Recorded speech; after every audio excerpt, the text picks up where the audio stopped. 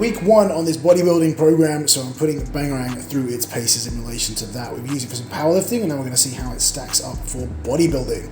So it's a pull day today, doing some back work, go for a full scoop.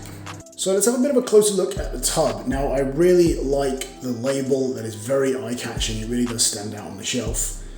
You've got your mental focus, your insane power and pumps, and your crazy energy. So I'm going to be doing some accessory work today. We will see how this stacks up. So we're going to have a closer look at the formula, which I'll flash up on the screen now. So 4 grams of citrulline on the lower end, but it is pure citrulline, so it's equivalent to sort of 6 to 7 grams of citrulline malate, depending on the ratio that you have.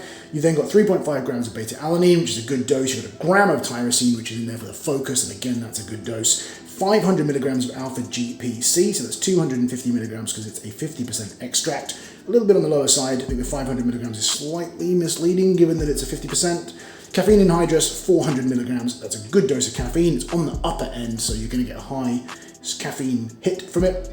Arrhyodrensis, again, a stimulant that I really like. Often one that's difficult to master the taste of, so it'll be interesting to see how this tastes. L-norvaline in there for the pumps as well. Theobromine, 200 milligrams, and 100 milligrams of a compound called NMT. NMT is N-methyl N-tyramine. I suspect it is a focus ingredient, but I'm going to do a little bit more research and revert back, so I'll let you guys know what we think. But let's get a portion of this mixed up. So the serving size on this is 14.9 grams, so I'll probably just round that to 15, because I don't think these scales have a 0.1 gram, but let's go with a relatively good scoop. See how that sits. 14 grams. A little bit more in there just to get it up to 15, so there we are.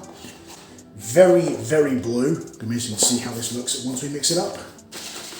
You can see it is an electric blue. There is very little in nature that will give you those colors. Now, especially when you don't know how something's going to taste, I don't know why people will mix up like 400 mil and have to chug a massive chug of it, but that's how much water I normally put in mine, about 200 probably.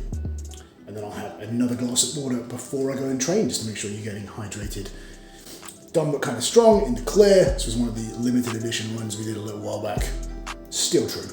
Okay guys, I'm back from my 3rd or 4th bodybuilding session using Bangarang. I've got a new coach and I'm going to be trying to add some mass, so we're doing a lot more hypertrophy type training. And I've got to say, this performed a lot better as a bodybuilding product than it did a powerlifting product. But the powerlifting side of things, I like something that really kind of takes the edge off, just makes everything feel a little bit lighter.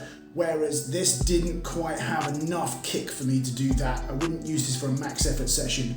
But with the bodybuilding stuff, where I'm up at this sort of 10, 12, 15 rep range, it actually performed a lot better. So I would recommend this product for bodybuilding. Probably wouldn't recommend it for powerlifters if you like that high stim. I know not all powerlifters are the same, not all bodybuilders are the same, but personally, I've got a decent pump of this and it sits there much more comfortably as a bodybuilding type product.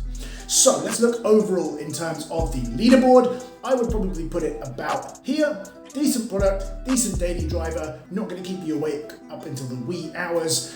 In terms of strength, I would probably put it around here. Now that is not necessarily, just because it's lower on the board, a bad thing. It is probably not trying to be the strongest product on the market. That's certainly not the way the label comes across. So overall, a good product if you're looking for something on a day-to-day basis. If you want to support a new British brand, see somebody who's up and coming, making good products, and help them succeed, then it's definitely one you should keep an eye out for. So in conclusion, who is this for? I would say this is a good daily driver for anybody looking for a mid-stim product. Bodybuilding probably more preferable over powerlifting if you are into that style of training. Probably be pretty good for CrossFit as well. The pump is good but not crazy, so it shouldn't stop you performing any of your movements. Overall, good product. It's a thumbs up from me. I'll see you guys in the next review.